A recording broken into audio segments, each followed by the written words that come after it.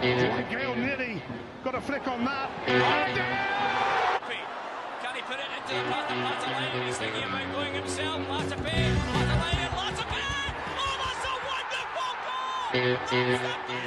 They want to Benjamin.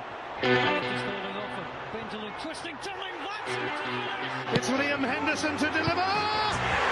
David Gray has scored.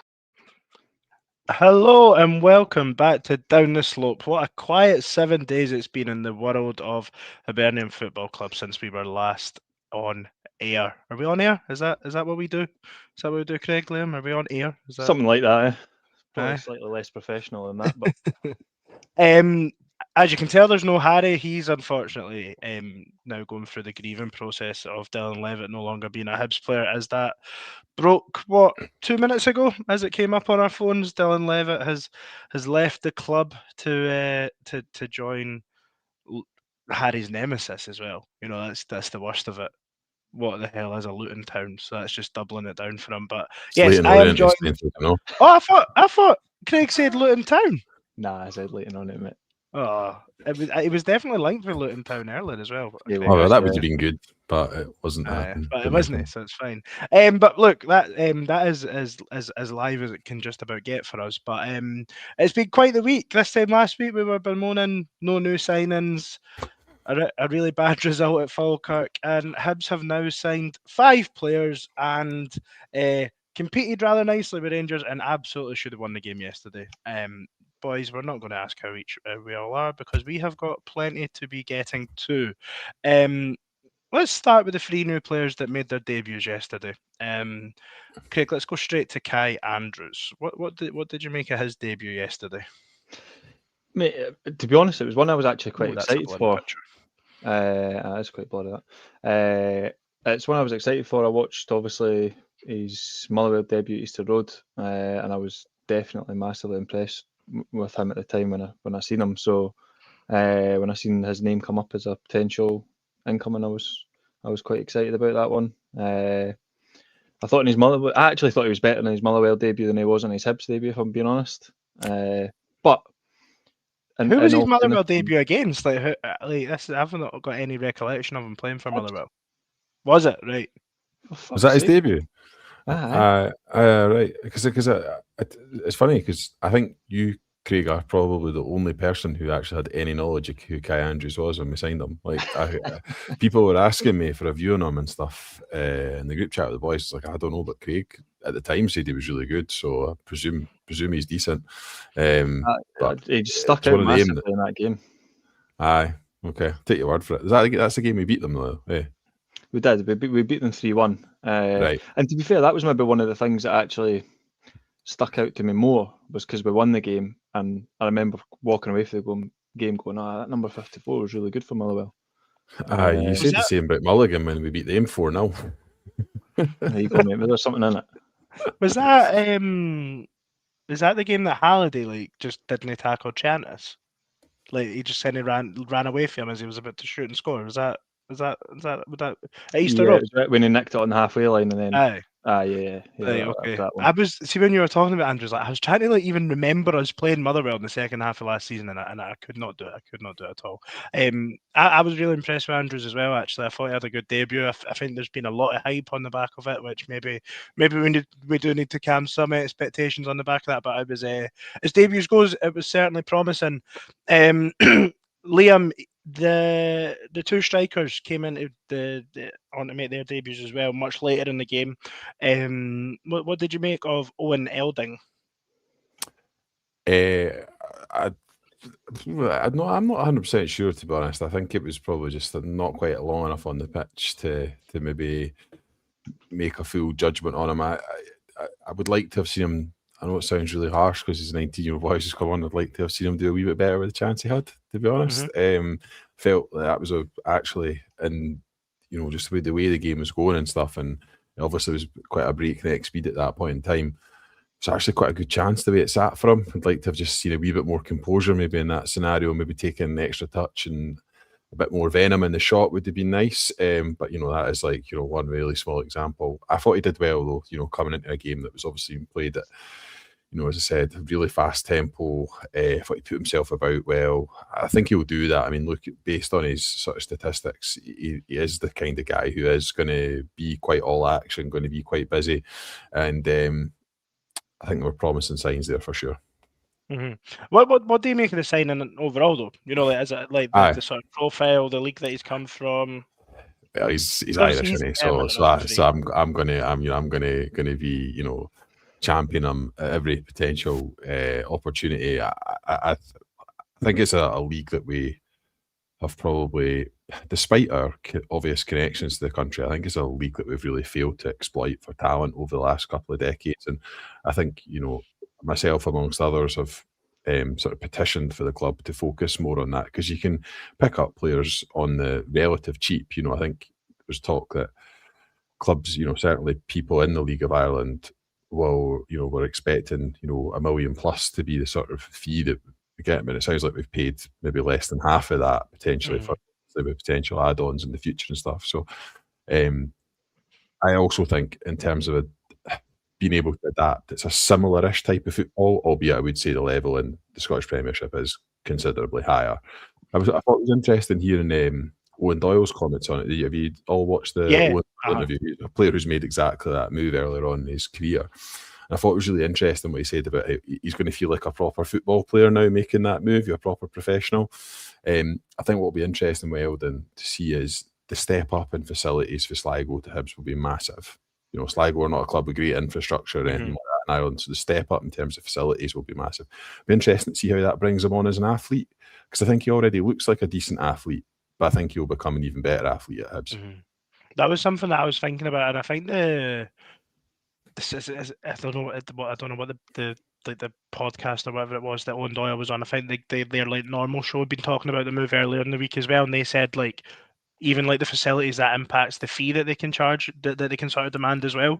Because I think they said like sort of Shamrock Rovers have much better facilities than say like Sligo did, and that's maybe why Eldon didn't go for as much. And I was thinking that like because I think everyone was sort of thinking, oh, he's had a full pre-season, so he'll be ready to go. But without any sort of disrespect, he's ready for a Sligo Rovers game, if that makes it. I would, especially when it was Rangers that we were playing, so I wasn't surprised that he was on the bench alongside Dane Scarlett, who obviously came on as well just after him. Probably a more of a known quantity than Eldon in terms of at least his name. Probably for anyone that's played Football Manager, definitely a player that's been on the radar the last couple of years. Seems pretty well thought of at Tottenham. Scored in Europa League last year and was playing in the Champions League as recently as Wednesday night, and then came on. I thought he done well. I thought of the two, he probably looked a little bit more ready. If you were talking about one to start maybe during the week, I thought Scarlett would be the one that I would lean towards. Craig, what did you make of Eldon and Scarlett's debuts? Eldon's a difficult one. I don't think he got too involved in the game. He had a couple of runs. Probably physically was the thing that we noticed the most at the game. I thought he looked like he was well along the way to being ready physically. And like Liam points out, with the better facilities, it'll be interesting to see whether he comes along even more. He had a couple of runs, but I don't really think there was too much there to judge him off. In terms of Dane Scarlett, I thought he looks maybe one that's going to be slightly less athletic than Elding, but offers probably a bit more technical ability on the ball. I think maybe if you're coming from a team like Tottenham and you're in and about their squad, as much as Tottenham maybe aren't doing so well just now, they're still a Premier League side and obviously an established sort of top 6, top 8 side in England.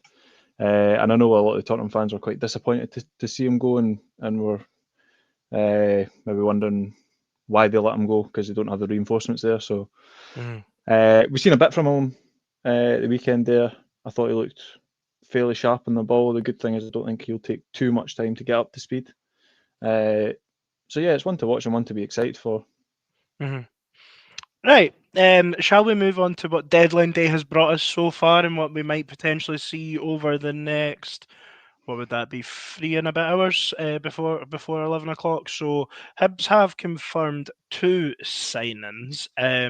One felt like it's been going on forever, and the other one sort of came out of the blue in the last couple of days. Liam, we're going to start with I think, the sexier signing, which is always the forward players.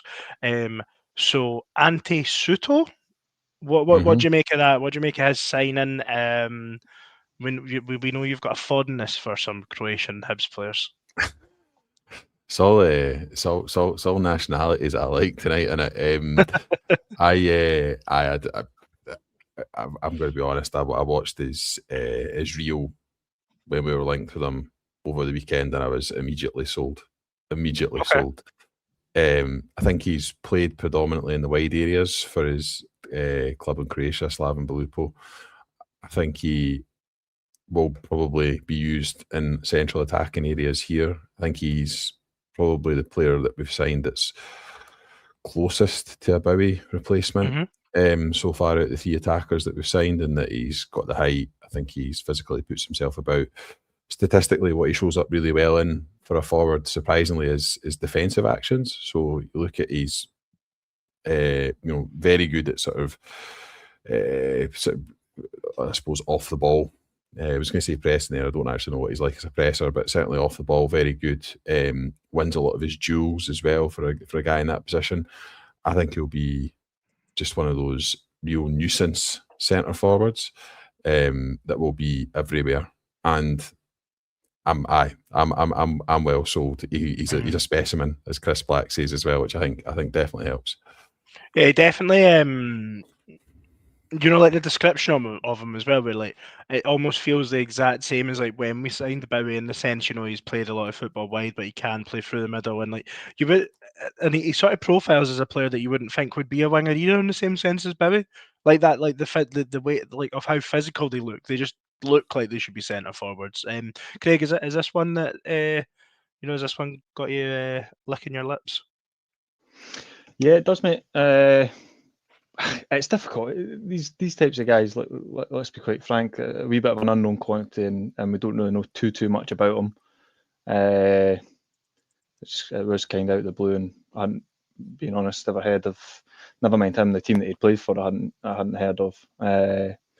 Poor ball knowledge, Craig. Very poor ball knowledge. I know, mate. I know, but we can't all scour transfer market like you do. No, I'm excited. He looked big and physical, and we've been screaming out for that. So, yeah, excited, and gives us the famous versatility that David Gray likes to utilise up top. And of course, we've not touched on Kieran Bowie leaving, and we will get to that. We will get to that later. However, the number Kieran Bowie's not even cold, and we've got a new number 9. It's kidding. I thought we were just going to go without a number 9 for the rest of the season. But and then look, the deal that's been lingering really all January finally got completed this afternoon for Paslak from Bochum, formerly of Borussia Dortmund. A couple of years ago was scoring from Erling Haaland assists, and now he'll be running up and down the right-hand side of Easter Road. This is probably the one that everyone expected, but that probably doesn't mean we should be any less excited by it, Liam. No, I mean, like the pedigree is pretty phenomenal, really, to be honest. I mean, making that number of appearances, I think, for Dortmund, obviously during a very good era for the club. I can't really remember Hibs having signed for a very long time a player of that sort of magnitude in terms of his career. Can you imagine, like, had we not signed this boy, thinking we were signing him for a month, Like, can you imagine? Can you imagine, like, I think like the day like Scott Burns just tweets Aberdeen join the race for Paslak, and then before you know it, like, he's unveiled. Aberdeen, like, can you imagine we hadn't signed him after a month? It would have been crazy. Do you know what made me laugh? I don't know if it was the Hibs Observer. It might have just been fucking Hibs Central or something that tweeted it, but it was on a Saturday evening, and it was like, Hibs have told Bochum that they won't wait forever, basically, and put a deadline. I went, aye, the deadline's on fucking Monday. Like they've been waiting for a month for them to sign someone. But I think it'll be a really good signing, and you know, like I think it comes at a good time as well because. Not to divert immediately, you've probably just seen Megwa's best game for Hibs as well, and I think that is good in the sense that you're not I don't think this guy will start on Wednesday night, and I don't think anyone will be absolutely screaming for the rooftops that he's not, and I just think that's a good thing, so like whilst I would have much rather he was signed on the 1st of January. It is like kind of good, convenient timing in the sense of the player that's in the position just now is actually doing pretty well, or at least he did on Sunday. There's a couple other rumours. Billy in the chat has just said that Hoylett may be away to Swindon. Is the English window no shut, or is that just for the Premier League? No, I think it's for English League. They were 7:00. Scotland's 11. So unless it was a contract termination, or it's yet to be announced, obviously. Right. Okay. And then there's another rumored signing in the way. Liam, I'm not even going to try and say this guy's name without hearing it first. Menashe Garananga. I think we're going to go with Menashe Garananga. Well done, by the way. You've been practicing that in the mirror, eh? So on screen we've got Patrick Partland of the Hibs Observer's tweet on screen for anyone that's not seen it. So Hibs are looking to bring him in on loan. Zimbabwean international. He has got 15 caps for his country, and is another player that has played Champions League football this season. Has fallen out of favour at Copenhagen, I believe, from the reports, and Hibs are looking to get him in. I think earlier on there was some chat that there was an MLS team interested as well. Do we think this is a sign that potentially Grant Hanley is looking like he's out for a while? But also, I don't know, I think it's a profile of player that would definitely get you excited. Yeah. I think on the Hanley thing, if I can just say that first, I don't think a player like Grant Hanley goes down the way he does unless it's a bad one. He's had quite a lot of injuries in his career, Hanley, and they've tended to be, when I was looking back at them, they've tended to all be really bad ones. So like ones that keep you out really quite long term. He's not the sort of guy who spends a lot of time out with niggles, for example. So I would be a wee bit worried just at the way he went down. He's quite a big hard bastard as well. So he's not, he's probably not going to be the type who's going to go down and sort of signal for attention unless there is something majorly wrong. So I would say, obviously, excitement around the potential signing of Garananga from Copenhagen. A player who's obviously played at a very good level for the biggest club in Denmark. But that was a wee dig at Midtjylland there, by the way, in case you've missed it. Hey, there's some chat about Midtjylland as well. We've got a lot of headings. We've got enough to talk about. But nah, definitely in terms of profile, I think he played a couple of games for. Played a couple of games at AFCON as well, potentially. I think I saw on his stats flash up. So I think again, in terms of type of profile and sort of players that were linked in, it does seem that we're try and put this the nice way, but the sort of days of signing Darnell Johnson and Matthew Hoppy and guys like that on deadline day are over, and we're actually going out and we're going and signing players that are like, decent. But they've got a bit of pedigree. Like you have to have something about you to have played that many games for FC Copenhagen, and have been at AFCON. Similar with some of the others that the other names that we've signed. Ante Suto, who's played all those games for Slaven Belupo, who are a mid-table Croatian side. But I think we've seen the level that some of the Croatian clubs can get to in Europe. We saw it with Rijeka against us. There's some good sides in that country, and I do think. I do think the pedigree of all the signings so far, they've all got potential to be hits. I think it's really interesting to say about the Croatian football, because anytime you watch football there, though, where the fuck is everyone? Like, it looks like half the time it looks like they're playing in a local play, and that's not to say they're not good football players. Croatia have obviously consistently performed in World Cups and Euros for quite literally the entirety of my lifetime. But their domestic league, there's just nobody there. So when, and I've got to be honest, I think when I watch clips of someone, that does make me go, oh, what is the standard here? And that's probably wrong. Sure, that is, could be, that probably absolutely is wrong. But hey, I think I think you're right, Liam. I think there's real cause for optimism with all five, Craig. Definitely. I'm initially I was most excited about Kai Andrews. I've got to be honest. That was the one that was really getting me excited, just because I mentioned him. But also Felix Paslak. I think delivery and an attacking sense from the right hand side is something that we've been lacking in recent weeks. Obviously, it's become a bit of a thing amongst our support, and I can't tell at times whether I'm being drawn into the sort of hype of believing that we're so bad on the right hand side. But just from pedigree alone, I think he offers something. And I don't know if you've had the chance to listen to his signing interview yet. No. Basically, in it, he highlighted and talked specifically about us playing a back five and how that suits him. Oh yeah, sorry, yeah, no, past that I did see it. Yeah. So I think I've seen a few rumours maybe in the chat as well that we were building a squad looking to change formation. But obviously, I would say if he's mentioned that as an interview, he's been recruited with the understanding of him probably playing in a back five as being sort of standard for us, certainly for this season. I think I saw somewhere that don't know how true this is, but I saw somewhere that Oakham had been playing him as a left winger in his recent appearances. Like he'd been coming off the bench as a left winger. And I don't know if that's the sort of thing. He's sort of 5'6". I'm getting the impression based off not just the highlight reel, but kind of what I saw of him at Dortmund that he's probably going to get better going forward than he is defensively.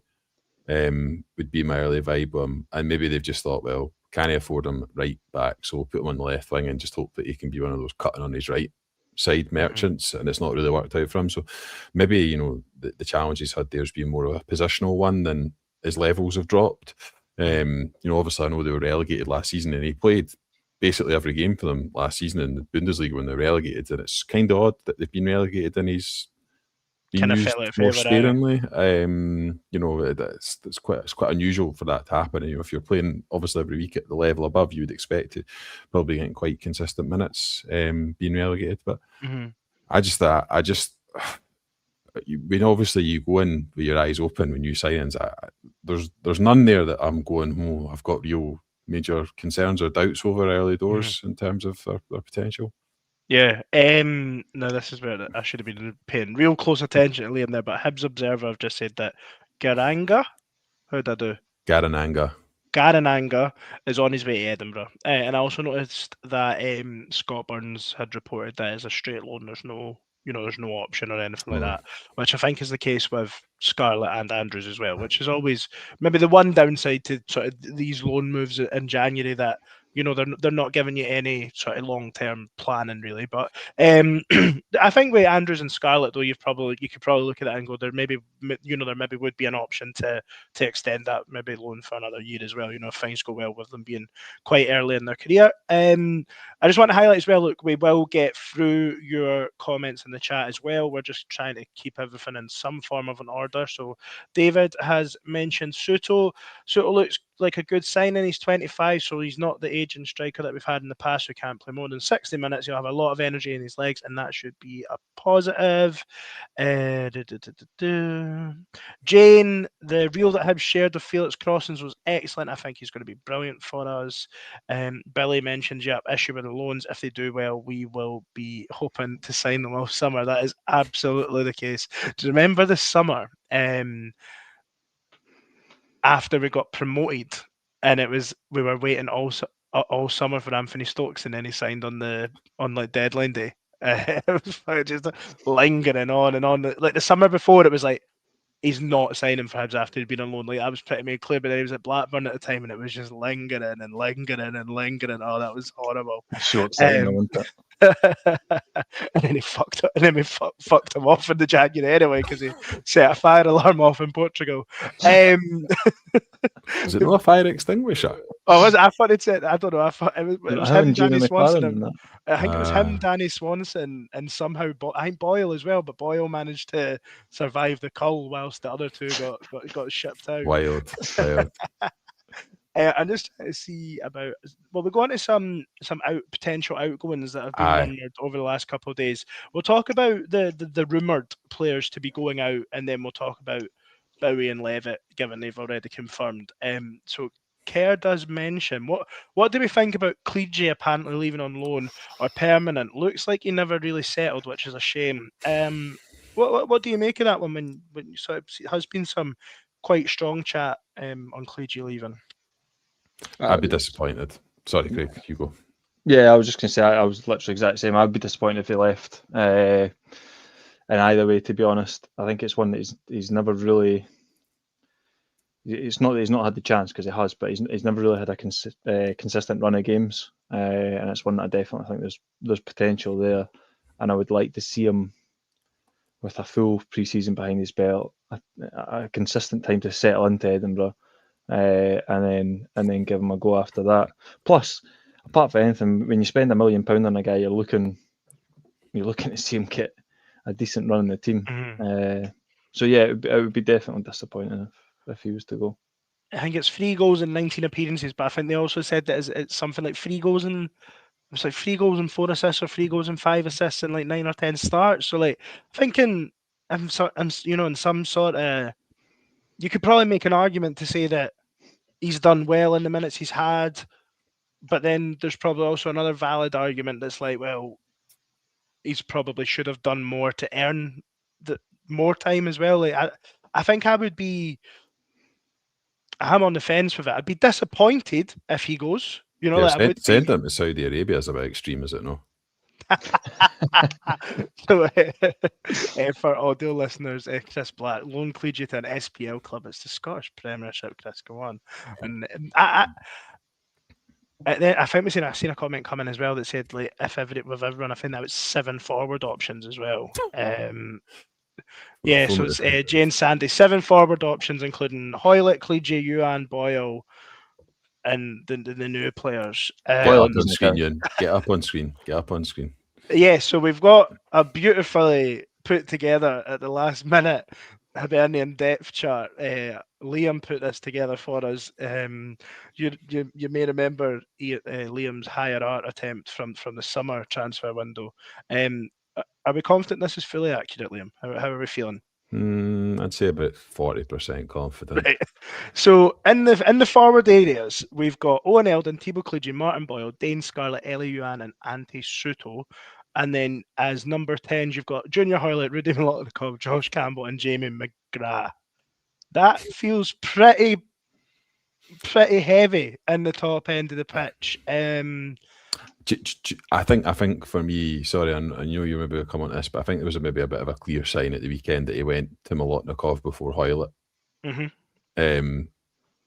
think the pecking order there has changed because Junior Hoylett has made a lot of appearances off the bench this season.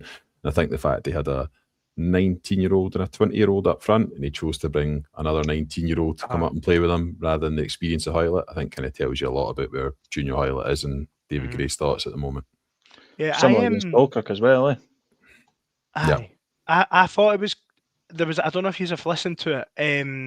I was listening to Sports Sound on the drive home yesterday, and Scott Allen was on the radio, and they were Richard Gordon highlighted that Rudy Molotnikov had come on, and they were talking about how it felt like he'd sort of been around for a while, and Scott Allen highlighted that Hibs had turned down numerous loan offers for Rudy in the last year to 18 months, and David Gray has said under no circumstances was he going anywhere, and that basically it was just a case of trying to get him fit, because obviously he's kind of broke down a few times with injury. So David Gray obviously rates him really highly, and I would whilst obviously Scott Allen's not been at the club for a while, I don't think he would come out and make statements like that without sort of them being well founded. So I think we're going to see a lot of Rudy between now and the end of the season, and it wouldn't surprise me if Junior Hoylett was to move on this evening. And I think going back to Thibaut Cleege, I don't think it would surprise me if Cleege was to move on either. However, if I want to look, Liam, you've missed Kai Andrews. But it wouldn't surprise me if Cleege moves on. However, off the top of my head, if Cleege moves on, does that mean that Owen Eldon's our only contracted striker for next season? Yes. And that doesn't sound great. I know you can't just hold someone, but it might. Did you caveat Soto there? Oh no, sorry, Soto. Yeah, Soto. Because he's as number well, 9, sorry. isn't he? Yeah, of course. Yeah, no, of course. Sorry. Yeah, that's my apologies. Does it just feel a bit Quite early to hard be cutting? knowing what's what now, I know. eh? Does it feel too early to be cutting? Might not be cutting our losses, but to be ending the Clegy experiment, if you like, after 6 months. I think so, to be honest. But I also think 7 attacking options, 6 attacking options, however many it is at this moment in time, is too many. Mm-hmm. So I just don't think you can carry that for one competition. We've got 14 games left this season. Like, how are you going to ensure they're all getting minutes? Mm-hmm. And it's not like we've got loads of injuries in that area of the pitch just now. Like, obviously, Jamie McGrath. It's the one area we don't, to be honest. I had concerns about the size of the squad actually in the middle as well. I think obviously injuries maybe changed that a tad, especially if Chai was out. But obviously they've done a lot of work and made a lot of noise about trimming the squad last season. Was that January that we done most of that? Mm-hmm. Or, I believe in the summer as well, and we're almost approaching with another one to come in. You're almost approaching the sort of the look of the squad where it's perhaps a wee bit bloated again. So obviously you'd be really looking to get a couple out to avoid that, because I think it has a negative effect not only on the players that aren't in the squad but also the guys that are as well. I think they kind of just hang around, some of them, don't they? Mm-hmm. I believe the Observer, when they were accounting for the 3 players, in fact, no, sorry, the 2 players that were looking like they were going to sign in, Soto and Passlack this morning, I think they said that the squad would be 27, and if you included McIntyre, who was on the bench yesterday, would be 28. Now, obviously, Dylan Levitt has since left, so I think we must be sitting around 27 sort of senior players just now, which does feel quite heavy. I would personally be quite surprised if Alassane Amani's still a Hibs player tomorrow morning, but that assumes that there's a buyer or an interested party to take him on loan. I don't know, but also I think we're a bit Mulligan's out. If Chai was out for any period of time, I don't know. Like, I'm not thinking we've got too many midfield options. If I'm being totally honest, with Mane, I just feel like it's screaming like Gray just doesn't fancy him. Mm-hmm. I feel like there's definitely been opportunity for him to be playing. Yesterday was probably the prime example of that he definitely would have been in the squad. He's brought Joe Newell back in, who's been injured for a year, and I know Alassane Mane's had injuries as well, but he's been in and around the squad pretty consistently, and then he was left out of the squad entirely yesterday, wasn't he? So it seems like he's definitely one that's not fancied. Mm-hmm. Billy's just came back in the chat to say that he said, "Told you boys, Junior Hoylett's going to Swindon." Just having a quick scope it's not on being Twitter. confirmed. I had I'm not seeing. Is there anyone else on that squad list there that we haven't mentioned, Liam, that you think maybe they might move on this evening? I mean, obviously there was the Chaiwa chat earlier on in the day. Bengals was going to leave Celtic for a mind-boggling 25 million. that they maybe would come in for Chaiwa.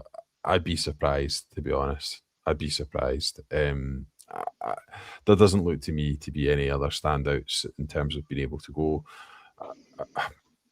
It's like it would be sort of fringe stuff, like, potentially Murray Johnson going out on loan, maybe maybe a Molotnikov loan, but not based on what you just said, and probably not based on the cameo he had on at the game yesterday. I thought he was really good when he came on, really positive, driving forward with the ball. It was good to see. It was kind of like the guy that broke into that team at the beginning of last season under David Gray, seeing some of that real positivity. Blacks made a suggestion about Ellie leaving tonight. Yeah, and J-Star of Chris Cadden. Chris Cadden's injured. Yeah, I'd also be injured.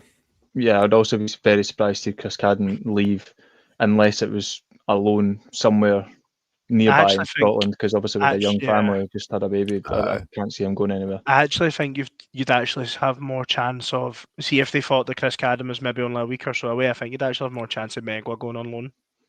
even though Megwa's been playing, I think if you were looking to move a player on from that area, I think it would still be Megwa at this point in time.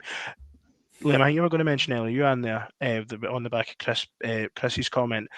It did feel like he gave quite a big round of applause yesterday. It was there was a couple there was a few people around us noticed it yesterday. I tell you what, given I think he's in pretty good form, I'd be really disappointed if Yuan left. At halftime yesterday, I said we could do with giving him a new contract. But it wouldn't shock me. I think Ellie would be one that potentially could be in the window for moving on. What do you think? I don't know about the new contract talk there, even. I feel like we've been there, done that type of thing with Yuan. Look, he's in good form. He's still good performances, You give him a new contract and then he can't be asked 10 minutes later. So. I never. There'll be no fucking Ellie Yuan slander on here. You can leave this podcast as quickly as you can. Look, I like Yuan, but I think, and he has been in good form, and I was in favour of starting him yesterday, and I thought he played really well. But I think it comes to a point with a player where you go, right, at the end of this 6 months, I think we've all had our fair share. He's wanted to leave on numerous occasions, if rumours are to be believed. So I think maybe enough's enough when it comes summer. I'm just not sure he really fits in with the way that we want to play as well. Like, he's just a bit of a maverick, and it kind of struck me yesterday that a couple of the really good chances we had were headed chances, and Ellie Yuan felt him, and he's not exactly a prolific scorer of headers, was he? I know he got the win against Kelly, which was probably as much down to their sort of falling asleep as it was his heading ability. I think, you bring guys that it was really notable to me when Nicky Cadden came on in the first instincts to get the ball at his feet and put it in the box. I mean, are Martin Boyle and Ellie Yuan the two strikers that you want in there? Probably not. And then if Paslak's going to be doing the same thing on the right-hand side, you probably want, I don't know, Scarlett and Ante Suto and Owen Elding up top potentially. I don't know, as your front two. Time will tell, right? Time will tell. But I've loved him while he's been here. He's been so good to watch, and he's entertained me on so many occasions. If he went tonight, he would go again with my best wishes, and they'd be proper streets won't forget footballer. But my sense is he'll be here till the end of the season, and he'll go with a very nice, because you'll have a beautiful compilation. His compilation will be quality. His compilation will be quality, and his compilation is exactly why he's been linked with clubs in every window basically since he's been here. Can I just clarify my position on Yuan there, seeing as how I was getting ejection threats there? I love Yuan. I think he's been a great player. Thanks. Sorry, maybe I was too slight on my pronunciation there.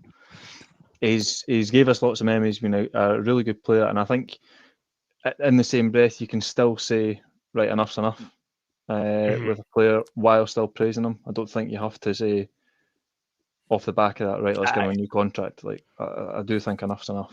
But best wishes and all that kind of stuff. But I think you'll be here till the end of the season as well. Yeah, so. I think you'll have a strong. I was kind of tongue in cheek when I said about, should we give him a new deal? I think he will be here till the end of the season. I think he'll have a strong end to the season with 3 or 4 goals. He won't play every week, and he'll move on. I think that's the, and some players at clubs have cycles as well, and I think it's probably coming. Do you know what? It just leaves me feeling a little bit hollow of the last sort of year or so, where we've just not seen him play much and not play at his best at times as well, which is disappointing. But right, before we actually move on to like actual football and stop talking Football Manager, Hibs just raked in our biggest ever transfer fee for Kieran Bowie on Wednesday or Thursday.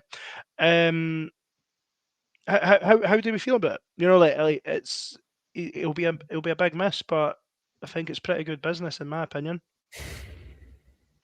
Yeah. Look, it will be a miss because he's a physical presence and a guy with what I viewed as, and I still view as massive potential. Physically, he's got everything there to build on, and obviously, I don't think any Hibs fan was really ever suggesting that he was a Finnish article at the moment. I know obviously there's been a lot of noise, so much noise around Kieran Bowie, and he's almost been used as a benchmark now for other clubs in the league that are looking to maybe to sell their assets or are getting rumoured with selling their assets, Maswanisi at Motherwell in particular. But like as to the noise and my viewing on the figure that we got, I think it's fair market value nowadays. When you take into account everything that goes along with Kieran Bowie, he's young, the potential that's there, the contract length that he had with us, I think that's probably a fair enough fee for us to get. It's on the upper end of the fair fees in terms of I wouldn't expect us to get much more than that. But when I seen the figure that was getting banned at about 6 million plus add-ons, I was like, we've got to take that, and especially with him going abroad as well, I think that was definitely preferable to staying in Scotland. So yeah, I was disappointed to lose Bowie, but at the same time with still having a few days to replace him, and then that money that we got as well, I think it's probably the correct decision from the club to sell him for that. Liam, I think you were a little bit more firm in the price that we should be demanding, and I think the price there looks like we've got maybe towards the bottom end of what you would have been thinking. I think it's a decent fee. I don't share Craig's view that it's at the upper end at all. I think look, I think everything in football is about timing, right? And he's had maybe a difficult spell over the last few games. But I think if you'd said to me after the Partizan game at home or even Dundee away at the beginning of the season that we were going to get 7 million from, I think I would have been disappointed. I think everything is about timing, you know, and people react so quickly in the moment. You know, there was Hibs fans who were, you know, almost denouncing the club, like for demanding more than like 3-4 million quid for the guy this week because he had a poor game against Falkirk and a poor game against Dunfermline. You don't scout a player just based on one appearance. You look at a player's body of work and what he's able to do now, but what he's going to be able to do in the future. This is his, I'll say it again, I've said it 100 times this season, this is his first full season playing as a centre forward. He's now played as a centre forward for. He's still very much learning his trade. I think he's got all the physical attributes to be a top striker. I still think he'll go on and get 40-50 caps for Scotland minimum, because I think Scotland just do not produce athletes like that. We do not produce players who are able to really physically stand up to what's required in international football and to play as a lone striker, play without the ball for long periods of time. His finishing, at times it could leave a little bit to be desired, but I put a lot of that down to that sort of instinct of not having been necessarily a striker for all those years. Look at some of the finishes he is capable of as well. And there's a huge amount of value in scoring goals like the goals that he scored, you know, like the goal against Partizan, like the goal against Dundee United away last season, because great goals stick in the memory more than happens from 3 yards out. And I know the stats people say it's only the number of goals that matter, but actually in terms of how you sort of visualize and remember a player, scoring big goals and great goals is almost more important, or it's almost worth more over the piece. Certainly as a fan, you know, Derek Riordan, you know, revered because of Derek Riordan. How many memorable goals did he score? Memorable strikes, you know, revered still now to this day. And you know, obviously, probably a far more accomplished finisher than Kieran Bowie is at this stage of his career. But I just think for me, I would like to have maybe seen us hold out for a bit more. But I get that, you know, I get it was probably getting to the stage where the club felt like this might not come round again. Yeah, I think there was there's an argument that could be had that if Bowie goes on and scores 5 to 10 goals in the Hibs shirt through the end of the season and goes to the World Cup and maybe even gets some game time, that the price tag might have been higher. But there's no guarantee on that. You know, that's and no. I think that Hibs have done. I think Hibs have done really well. At the end of the day, they've increased. They've got literally brought in about 10 times what they paid for him. So look, that's fun. That's a great business model, and I'm really glad that Tony Bloom said that was okay. And then but I do also think we could have got more. But you've got to hope that it becomes more in the future as well. You know, with whatever the sell on is, and like there is a chance that he goes to Serie A, scores 10 goals, Verona go down, and he moves for 25 million in the summer. Like, that's... Can I make one final plea, Ewan, just on this? Mhm. Can I just ask Scottish football pundits to stop comparing transfer fees from today with transfer fees from 25 years ago without taking into account inflation? What do you mean? Like, is Derek Riordan and Gary O'Connor not the right comp for Kieran Bowie's transfer fee now? No, this player went for this much in 2006, therefore this player's worth this much in 2005. It's absolute nonsense. We've just seen Celtic knock back £25 million for Arnie Engels. Like, I've seen better players than Porty Pitts. Like, Rangers are about to pay €5.5 million for a cunt for the third division of German football. Now, he might be great, but just as a comparison, the third division in Germany for, I don't know what's that, about £4 million? £4.5 million, something like that. Like, that's... I do think, and I think I said, Sugar, I think as a club you've got to demonstrate that you can get the fees, and then you build on it from there. I think, I don't know how long ago it would have been now, but I think Aberdeen have done a decent job of that. I think McKenna was maybe one of the first ones to go, and then like Ferguson, and they had a few other ones. Like, I do think you need to show that. So I do think the Bowie deal will help us in the future with Josh Mulligan, fingers crossed, Owen Eldon. Things like that. I think because it starts to give you clear evidence of what you can deal at. Like, Bowie's went for more than Kevin Nisbet went for. Kevin Nisbet, or like Josh, like he went more for Josh than Josh Doig. Like that sort of. Like, I think it is a gradual thing in football, because there is, at the end of the day, there is like a food chain. You know what I mean? Like, Celtic and Rangers will just naturally take more money in for their players than Hibs will, because the money maybe means a little bit less. But there's also there's so many things that affect the value and the transfer price of players. So many more tangible things, and then things like just unconscious biases, like players with sexier nationalities and stuff like that, and it undoubtedly has an impact on it. There's no getting around it.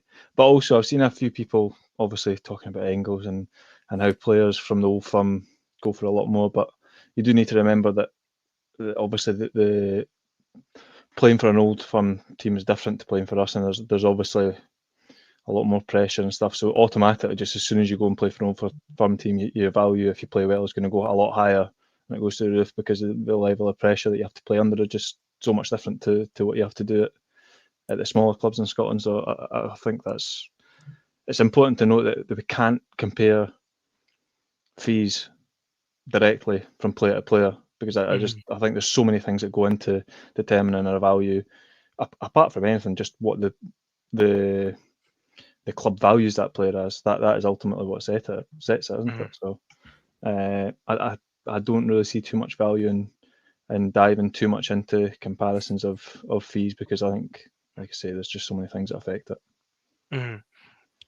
John, with a wee nice timely reminder there, hit like, it's very much appreciated. And Bertie just said, apologies for already mentioned, but want to say Passlack brings much needed experience, but wary of his height. Last year our team was full of tall athletes like Miller, and it was key to our success. I mean, it's a valid point. Yeah, that's something I was actually going to point out earlier when we were talking about, and Liam, I actually didn't know the stat on his height, 5'6". And I was just going to say, is there maybe a wee bit of a concern in the background there that our squad definitely has, or it feels like it anyway, has got smaller? I just noticed at the weekend, at a couple of the corners and stuff, I was looking at the Rangers players, and my brother said to me, by the way, Rangers have got a big team. And I was like, I think when you've got that physical presence that we I think maybe when used you've to. got Ewan and Boyle playing up front, that impacts it. Soto and Scarlett, Soto and Eldon, that they three are just look bigger and more physical. Kai Andrews is definitely smaller as well, so we probably have signed a few players. I thought Andrews looked tall at the weekend. I do apologize. There we go. I thought he looked tall. No, I think the thing with wing backs you worry about is defending the back post, isn't it? You know, and from open play certainly. But we've seen this season that set plays are just so massive. Ultimately the teams that are at the top of the league are the teams that are performing best with goals, set plays. In both the league here and in England. yeah, I think there's just again there's variables of all like how good is his leap. I know he's 5'6", but can he get him there? You know, because there's that whole nonsense down south with Carragher saying that Martinez couldn't play in the English Premier League because he was 5'9" or whatever. You know, if you can jump, you can jump. I think Motherwell have got statistically the shortest team in the league, and they've got the best defensive record from corners, or second best, or something. Andy Halliday bashes on about all the fucking time. But look, I think that's enough transfer chat. Just in case you missed it right at the start as well, we did touch on Dylan Levitt leaving the club as well. But yeah, let's actually talk real football and not just pretending to be sporting directors for. That was 50 minutes. I think Hibs calmed everyone down yesterday. Would that be a good way to look at that game? It was a game we probably on another day could have and should have won. But following the two games, the two games that had preceded it, you kind of take a deep breath and go, actually, we're not the worst team in the world. How did you feel coming away from the game yesterday? Encouraged by the performance, but ultimately disappointed that we didn't get 3 points. I felt like it was a performance that probably merited 3 points. I think had we just been a bit more clinical, it's a number of really, not brilliant chances, but really good chances, I would say, in front of goal. We just didn't really show that sort of final cutting edge. I don't think I wouldn't go as far as say we dominated the game, but I think really from probably sort of 15, 20 minutes onwards, I think we were consistently the better side, maybe other than if you're going to be really pedantic, injury time, where I think they probably looked a wee bit more likely to score than we did at that stage of the game. But so for we're talking about 75-80% of the game, I thought we were the better team. Well, I was going to ask you there for some standouts, but I'm wary that we could then probably list 5 or 6 players out. So I'm going to take us straight to the midfield, because I think the defence kind of picked itself with injuries and stuff. The midfield was. Let's say everyone was sceptical going into the game. I thought Newell and Barlaser, and then Kai Andrews, who came on early, I thought the three of them played really, really well in there. I think everyone kind of expected that we might have got run over, but I thought Newell and Barlaser, particularly in that sort of deeper role, Craig, I thought they competed really well, and it was Joe Newell's best game in over a year, because it was his first league start in over a year. Yeah, I was definitely in the concerned camp going into the game with the running power, shall we say, of our midfield and the athleticism that we maybe lacked in there. And obviously, as soon as the game started, it was clear Chaiwa was playing a bit higher than the two sitters. And to be fair, I thought the first 10-15 minutes I was fearing the worst at that stage. I thought maybe it was going to kind of come true. And then I thought there was just a point in the game. Obviously, we put that tweet out yesterday that Joe Newell just decided that he was just going to run around and smash guys until it almost got him into his rhythm, actually. Putting a few challenges in, and I could see him. I was like, he just looks like he's desperate to hurt somebody. And I think maybe sometimes you just need to show that aggression. And I think that was probably the thing that carried him through. I'm joking about him wanting to hurt somebody, but I think it definitely was that aggression that got him going. And then Ballas on the ball yesterday, I thought he was superb on the ball. The passes that he was spreading out, and particularly in the first half, him and Hanley actually done it a couple of times, putting balls out to a beat on the left wing.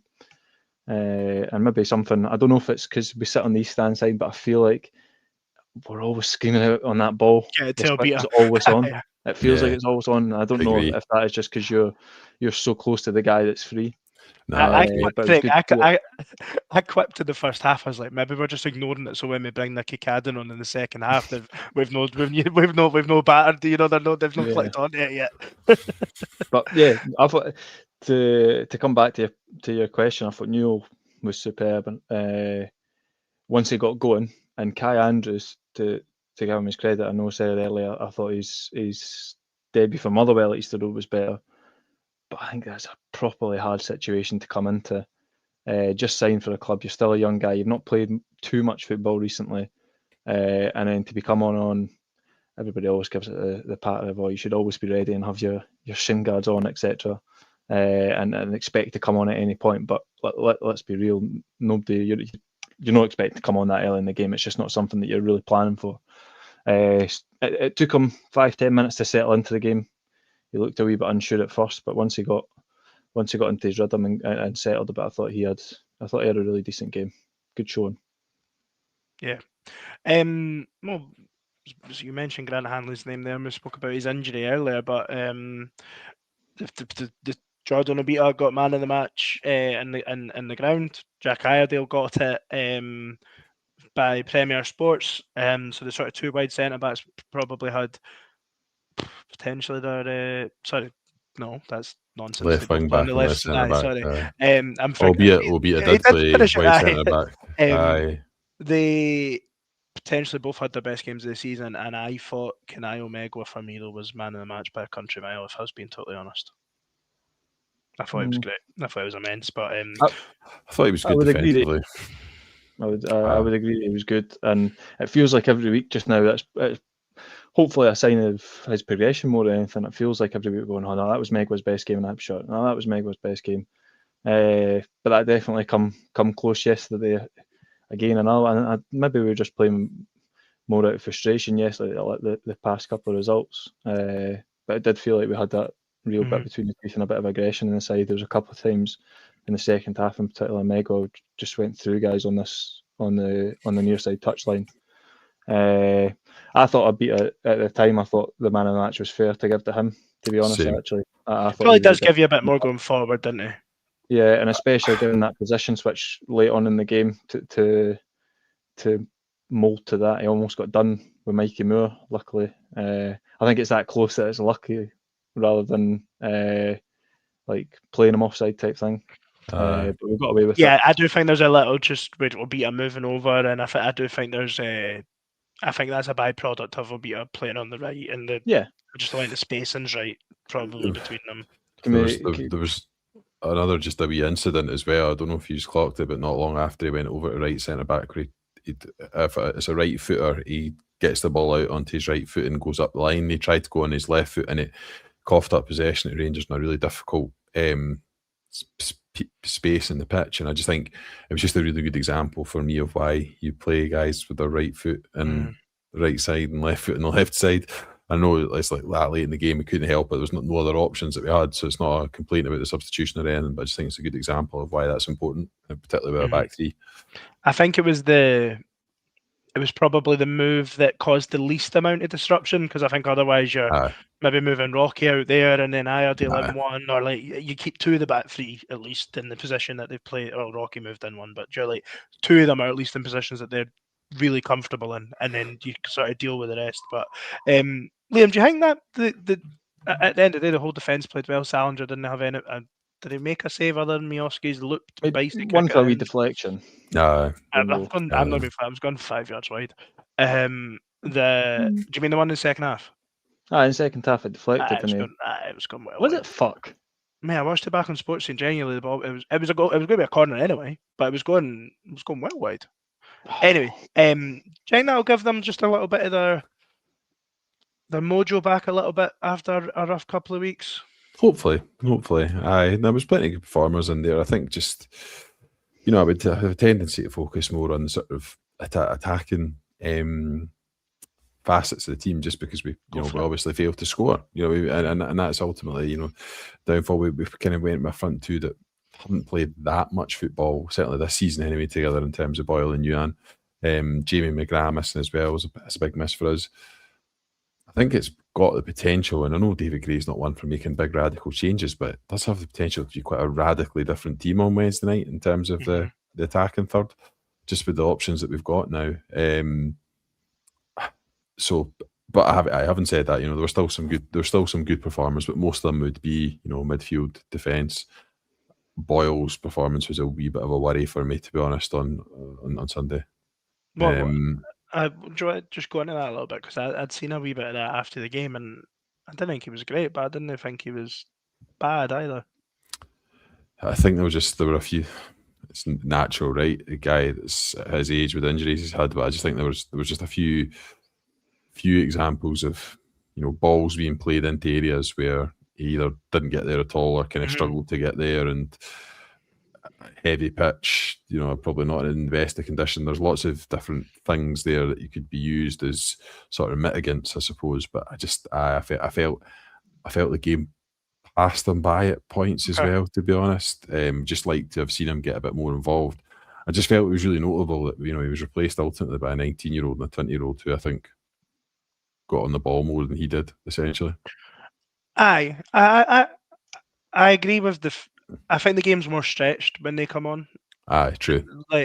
But you are also right. Like I do remember a couple of times in the first half where you think, and again I've said it on here before, I do think there's also part of us that think, well, we know what he was doing 2 years ago or 3 years ago or whatever, like where he would have just knocked it past and ran, like past the defender or whatever, and maybe he chose not to do that. But then maybe there's also scenarios where Kai Andrews, because he's new and he's bursting through but doesn't get away from the defender and just kind of chops back inside and plays. Like I think I still lean on the side. I think we're more critical of Martin Boyle than probably the other forward options, based on cause we know what he was and what he can be, and hopefully can be again. But it wouldn't surprise me if he did drop out the team on Wednesday night.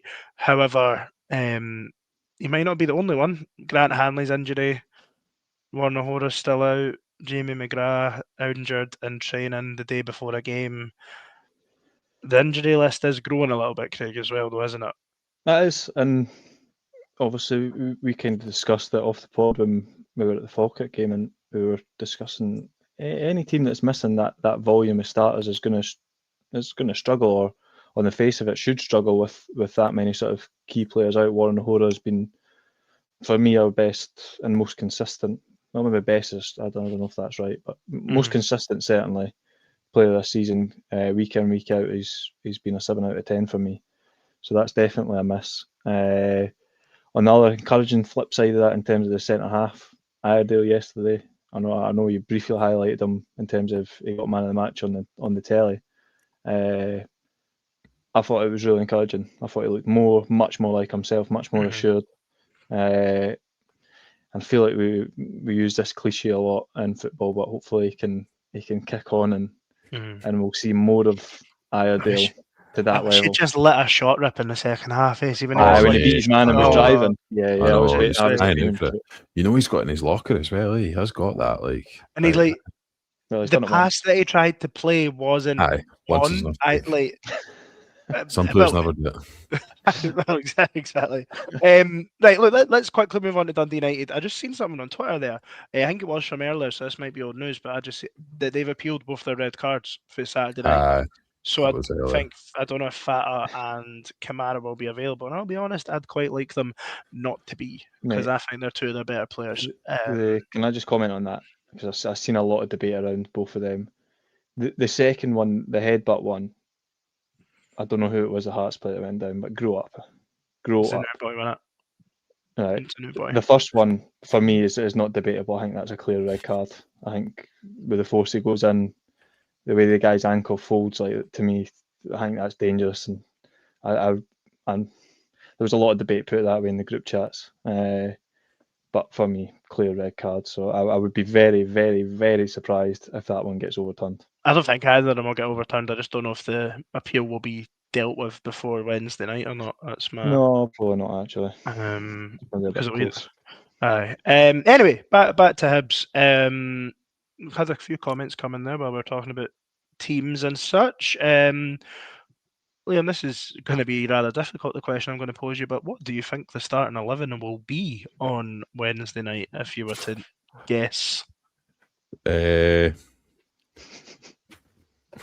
a big question, isn't it? No pressure. Here we go. Challenging goals. That's about the only one I feel confident. I think if O'Hora's fit, it'll be O'Hora, Bashiri, Hanley. If he's not fit, Garananga, genuinely, potentially in Rocky on the right. I don't know. I wouldn't imagine he'll go with two left footers in the back three, because that would mean he'll beat and Iredale would play, and I don't think either of them can really play in the middle. I feel pretty confident it'll be Megwa and Nicky Cadden, the wing backs.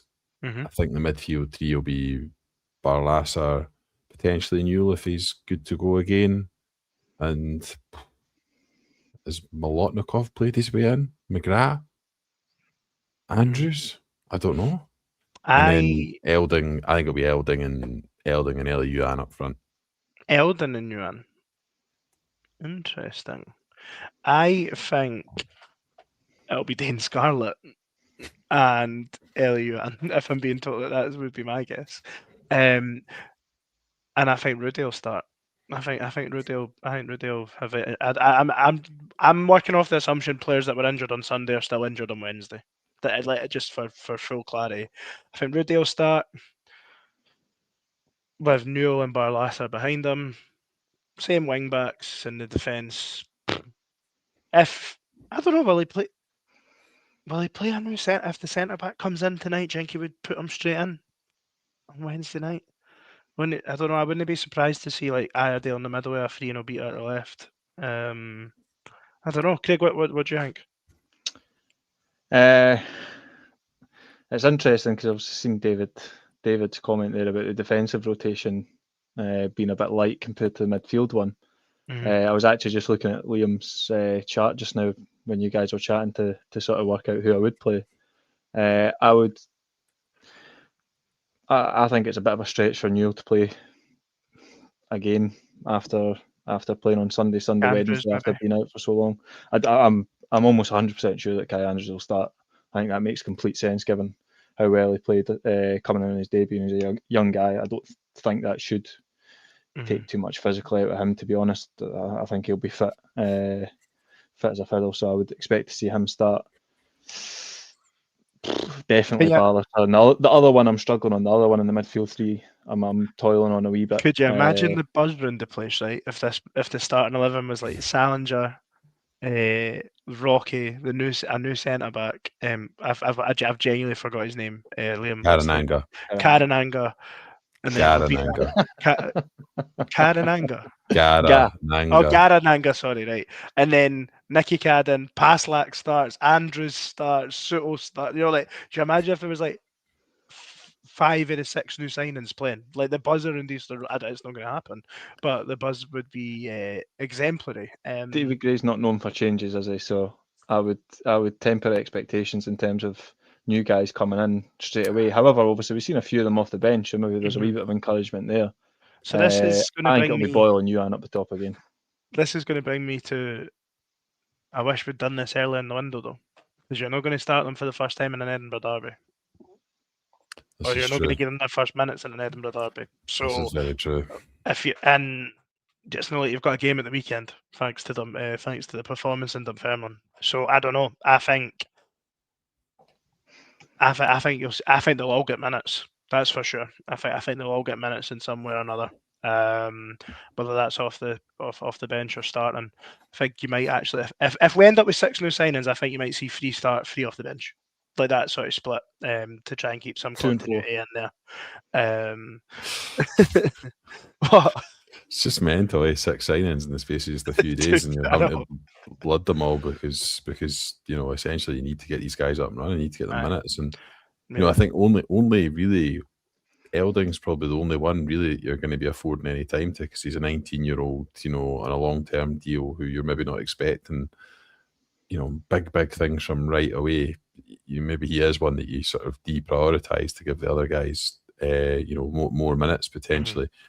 I saw Chris say in the comments about Joe Newell, probably not able to go again on Wednesdays. He's probably right, but then Kai Andrews has played 55 minutes of football this season. He just played 80 minutes at the weekend, and we're probably going to ask him to go again on Wednesday night if Newell's not playing. So I know he's a younger guy and what have you, but we are going to be asking quite a lot of these new signings right away, and the expectations on them would be high because they're going into a difficult environment, difficult games.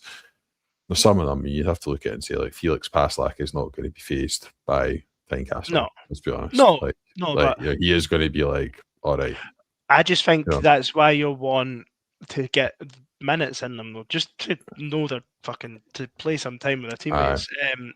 What are you thinking going into the game though? Because we spoke about Dundee United a little bit back in December, obviously before we played them, and Liam, we spoke at the time about the fact that they've obviously not got much sort of Scottish influence in their team. We think they might have better individuals than they did last season, but they seem so stupid. 2 red cards. They feel a bit soft at times. I think. Don't know if they last year they had a lot of character about them, and I don't know what it takes.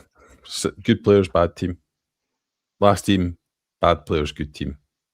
Good this team, good players, bad team. And they've got lots of players I like. Some that I don't. But lots of players I like. I think they finally signed a goalie. Hopefully this one's got arms. They've I think the midfield attacking forwards. I really like the look of the boy Karetches. I keep saying it. The centre back, I think he looks brilliant. The boy Kamara that gets sent off for the headbutt, I think he's a good player. I think Fata, the winger, who also gets sent off, is a good player. So hopefully both of them are missing. I like Lucas Stevenson. They've got so many players. When I watch them, I go, they're good players, but they don't get results. So ultimately, you'd have to say, good ones recruited well, but maybe not doing as well as you should be on the grass. What do you expect? What do you expect on Wednesday night? Goals. I think there'll be goals. I think it'll be goals. I think it'll be a high scoring win for Hibs. 4-2. I think I'm going to go for. Yeah. Sorry, boys, I muted myself there. Craig, what do you think? I would agree. I think we're going to win this game, and I think we should win this game, especially given two of their better players being out. I'm just going to assume that you're right, and that the appeal would come too early for them to get back in for this game. I think they'll play. I don't think the appeal will get heard until Thursday or Friday. I thought they were banned. No, I think if you appeal it, then you get to play. Is it? However, Austin Trusty's red. When did he get sent off against Hearts? Last Sunday? Did he play? Oh no, because then it's a whole week. It was a European game. I don't think, and I know this sounds stupid, especially the fact it's deadline day. All the SFA's resource will be with fucking registrations. I think if they'll appeal it, I don't think it'll get heard tomorrow, which would mean they'd be available. I didn't think that. Didn't think that was how it's worked. I thought that they would only be available if they won the appeal. Nah, because if they overturn it, then they miss a game for no reason. Yeah. True. It's not ideal, is it? No, I was banking on them. Anyway, I still think we should beat them. I don't think they're a great looking side, to be honest, this season. Was disappointed when we were at Tannadice just recently and didn't get the 3 points. So definitely Easter Road hopefully with a wee bit more buzz around the place with the new signings, just fresh in the door and like you say, probably looking likely that a couple of them, or maybe even more, are going to start the game. So yeah, I'd definitely be thinking we should win this game. And just as Jane said there, I was actually thinking about that earlier. Goodwin, I don't know, is the United support behind them or against them? Because I can't imagine, like say, with a decent side. I don't think they've ever really been that on board with them, have they? Yeah, I don't think they've ever really loved them. Did you, by the way? Again, I was listening to Sports Sound on, I think it must have been Saturday's podcast, on the way to the football on Sunday, and in his post-match interview, he was asked about the booing at full time, and he was like, I don't think that was against me or my team. I think they were booing the officials, and it was John Rankin that was obviously doing like the post-game or whatever, and he basically turned around and went, nah, they were booing him. like literally just, I was like, okay, like, all right, like, and it just, do you know when you just hear the interview and you're just like, you're just blaming everyone that isn't. I think he's, if they don't start getting results, I think he'll be gone soon. And I'll tell you something for free, I don't think it'll be Wednesday night that he gets a result. I think Hibs are going to win the game, and I actually think Hibs are going to win the game. I think we're going to win it fairly comfortably. I think Hibs will. I just don't see this as a game that we won't win, and I think we're going to win it and keep a clean sheet while we do it, and I think Hibs are going to win 3-0. Can I bother you for a score prediction, Liam? I said 4-2 already. Oh, sorry, Craig. I'm actually with you after Sunday's solid defensive performance. I'm backing us for a clean sheet for a change, so I'll say 4-0. And of course, of course, we can't just. What, a couple of signings, does he? We need a new. Side is one half decent performance. He was predicting us to draw every week, no long ago. Now he's predicting wins. Wait, was I right? I was right on fucking both. Mr. Negativity, predicting draws. Now, you might be thinking that we're wrapping up here, boys, but there's some transfer rumours going on in this chat. I don't know if you've been keeping a track on it. Nah. Michael's asking, who's Harry signed for? Where is he? Now, we've got some history of previous contributors being unveiled on other podcasts on deadline day. But what a loss. Still mourning the loss now. As far as we're aware, Harry is still very much contracted to down the slope. However, there has been a little scenario play out in the chat. So who's Harry signed for? And then we had he was spotted in a taxi into Dunfermline, so you would suspect it must be long bangers. Rumours are they're going to try and reduce the average age. And then unfortunately, Michael and had failed his IQ as medical. well. Well, they're at But no, Harry is very much still part of this podcast. So and he'll be back with us next week, all being well. Unlike some previous contributors. Increase the number of eyes, reduce the IQ. Boys, look, I think that will just about do us. Unfortunately, we were about half an hour too late for Soto to be announced while we were live on air, which would have been nice. We tried to get Hibs to hold off till 7:30, but he didn't play ball. But let's wrap here, and I'm going to ask you a question. How many more players will Hibs sign between now and the window closing? 1. I'll say 2 to be different. 2, but you think 1. We all agree we expect the centre back, and that'll be I think us. it'll be Garanaga. And we're done. But I don't think it's out with the realms of possibility that maybe we would see another come in, maybe a left-sided defender potentially, or maybe a number 6. Who knows? Fuck it. How early in the day do these things have to be started for to actually come fruition? Because obviously we're speculating. We're saying, it might not, it might happen, it might not. How early do they actually have to start it? Someone pointed out that there was a 10 o'clock flight from Copenhagen landing tonight, Ryanair flight. So, potentially Garanaga's on that plane. He's got to get them from the airport to, I presume in that circumstance we would do his medical at the Orium or something somewhere close by. Because, getting all the way to East Mains, unless Malky's hitting 140, 150 on the Edinburgh City bypass to get him along, I think it's unlikely you're going to get him there. Do it on the tarmac at the airport. Do it on the tarmac. Just take him into the wee WH Smith. Just get a heart monitor on him. Get me. I don't know. Run around the luggage carousel for a wee bit and see how he does. And of course, football shiny talking. No, but in football seems to be the only sport that still use fucking fax machines and stuff, and because I think that's still how you're supposed to register your players and such. But I don't think so. I think those days are gone. John Nelms with the PDF a few seasons ago. Do you remember that? It's all PDF now, isn't it? Was that not a vote though? Exactly.